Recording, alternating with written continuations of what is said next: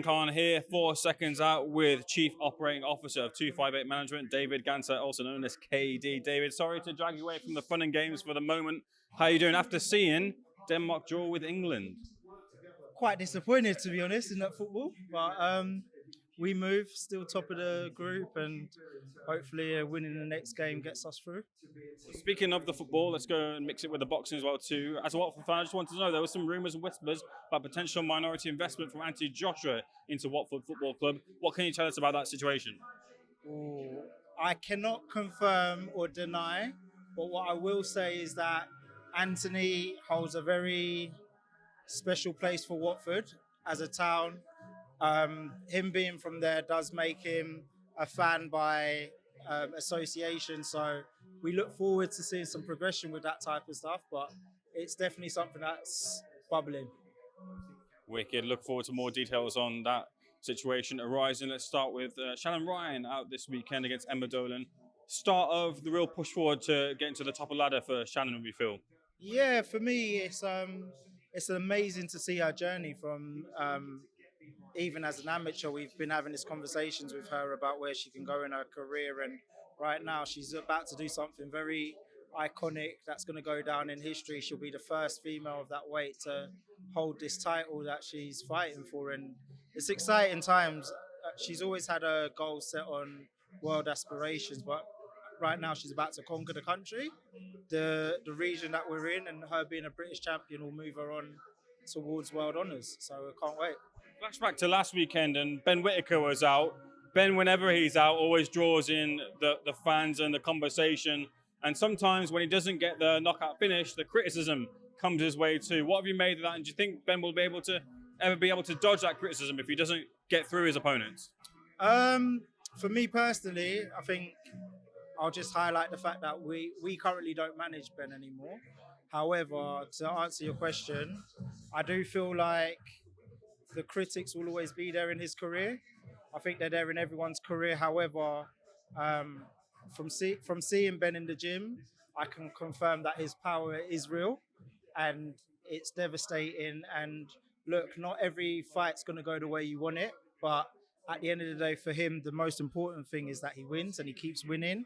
You only have to look at some people at the top, like even down to your Furies and your Usyks, and there's a lot of people out there without big knockout ratios, but they keep winning and they keep rising to the top. So if that's the route that he's going to go down, then so be it. But I just think everyone has to ease off and just enjoy the journey, because we haven't had this type of entertainment and flair in a long time. So don't dim that light. Don't criticize it too much. Just sit back and enjoy it. Like, you get a whole night of boxing, you get some entertainment in there, you get some showmanship, and you get a guy who's just putting on show what he does in the gym. So look, I take my hat off to him. He's a true professional.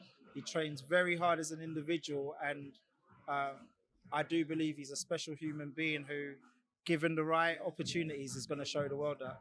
And what of Derek Chisora? He's in a tough fight against Joyce. A lot of people feeling this is a crossroads. A lot of people obviously have their thoughts about Derek Chisora and his status in the ring. If Derek does get the victory, will he continue? Do you want to see him continue? Do you know what? The thing is, what I've learned in boxing is you can only advise people to do what they're going to do. And Derek is his own man. He has always been his own man. So it's the Derek Chisora show, and he's going to do what he wants. I'm backing my man to come through Joe. I don't think Joe is the guy that he was previously, unfortunately. Age catches up, but as we know with Derek, he's like fine wine, he's getting better with age. So I back my guy to come through successfully, and he's in a good position in all governing bodies if he's going to continue fighting. I think he said at his last press conference he's got intentions of fighting in Zimbabwe and having another fight to get him to 50 fights. So that's his journey. That's what he's chosen to do. I'll support him along the way and be happy for him. What of Campbell Hatton, obviously coming back and looking to bounce back over the defeat? Last we heard he was training with Ben Davison. Is that a permanent fixture? When can we expect to see Campbell back in the ring? Yeah, Campbell's taken a step away from home at the moment. He's packed his bags. He's on the road now, so he's come down to Harlow in Essex. He's joined the Ben Davison Performance Centre. He's being trained by Barry Smith and Ben Davison under his watchful eye as well. So he's developing. He's seeing himself progress. He seems to be enjoying his boxing. He's quite excited. I'm pretty sure he's going to want to avenge that loss. I don't know if his boxing team, i.e., the coaches, are going to want to do that immediately, or if they're going to want just a nice fight to get the wheels moving on his career again. But Campbell's got a lot of fight in him, and we can expect good progression from him now. What can we expect in terms of the announcement regarding Anthony Joshua's future? News soon is the word from his latest, at least, or one of his recent Instagram or social media posts anyway, regarding his fight future. There are some front runners. They're believed to be Joe Parker, Daniel Dubois, and Zhilei Zhang. Who's leading the pack right now? Do you know what? Yeah, they say it's a 3-horse race, but there's definitely a front runner. Eddie's stated it several times, and it's the one that makes the most sense.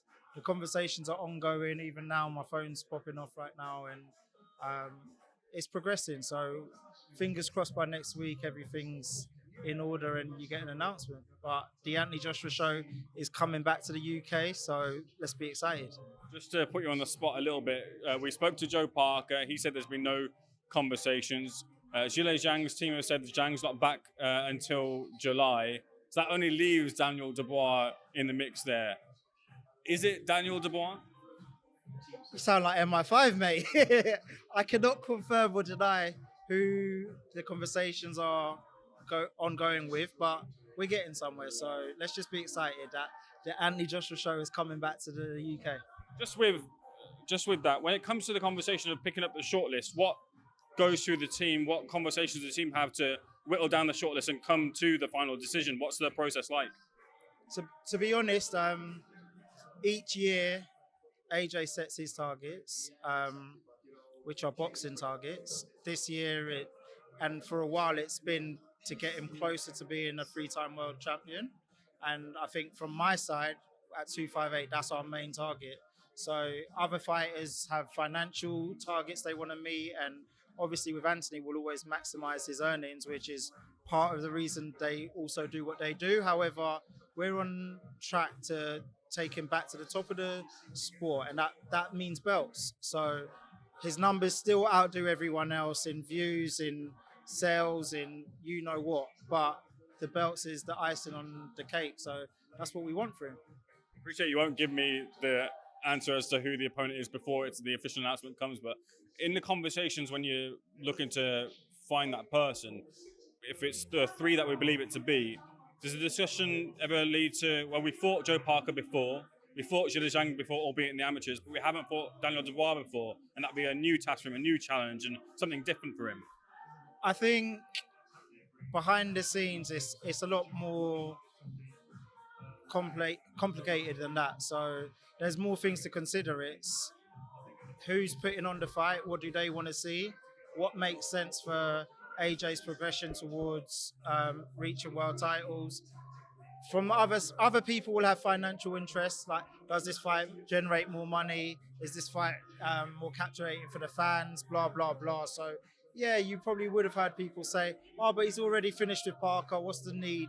But like I said, Parker's already come through and taken out Deontay Wilder, he's taken out Zhilei Zhang, and I feel like he's in a position to be named amongst the mix of earning himself another shot. So it's not solely a cherry-picking season for the Anthony Joshua team. We got to see what the public demand, what the people putting on the shows demand, and then we go from there. But it's not just cherry-picking. So, and those type of little things of who he's fought previously aren't the biggest factors. If it makes sense, they're going to put it on. Moving forward, I don't know if you saw Usyk on the 3 Knockdown Rule podcast, and he said, look, after I face Tyson Fury again, I would like to move down to cruiserweight and maybe go for undisputed again. Does that, when you listen to that, maybe mean that Joshua won't get that third bite of the cherry at Alexander Usyk? And imagine that's a high priority for him to get that third chance, considering Ben Davison and the team are very confident that if they did face him again, they come out the victor this time. Look, I think over the years of dealing with Usyk's team, I believe them to be a very intelligent team. I don't know how much truth I could take from what he's saying. I don't see why he would want to. I think for me, the best move for him to probably would be to grab the Bridgerweight title, to be a freeweight world champion, if you're going to move at all. But you're at the top of the sport. You're the undisputed heavyweight champion. I don't see what he gets unless he's going to state it for going down and doing what he's already done. So who knows? Everything in boxing is chess moves and psychology. So on this side, I can't read too much into that until we come through and we have to present ourselves to the other champion to try and unify with him. Very lastly from myself then, can British fans expect whatever the outcome of the Usyk-Fury rematch, that AJ will fight Fury in the future, pending, Fury doesn't retire or whatever, but that fight that Britain has been looking for many years will happen?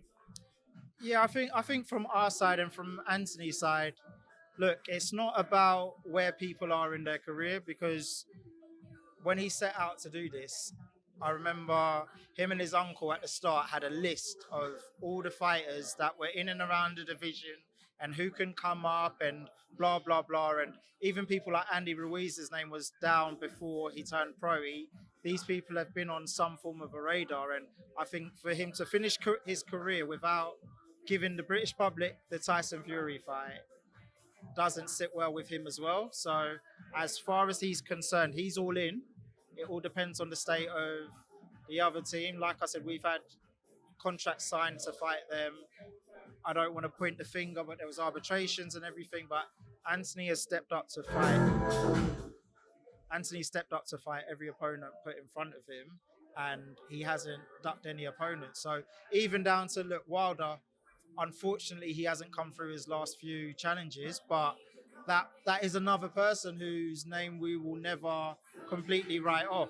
If he's able to compete and the opportunity arises, I'm pretty sure Anthony would love to take that opportunity as well as him and Tyson. I don't think it's right that their careers have been matched up against each other for so long that they don't meet in the ring. So as long as Tyson's there, I think that we should get that fight, because it's 100% not going anywhere for Anthony other than to take it. KD, I really appreciate it. Dragged you on for too long. Thank you so much for speaking to Seconds Out. Looking forward to the announcement.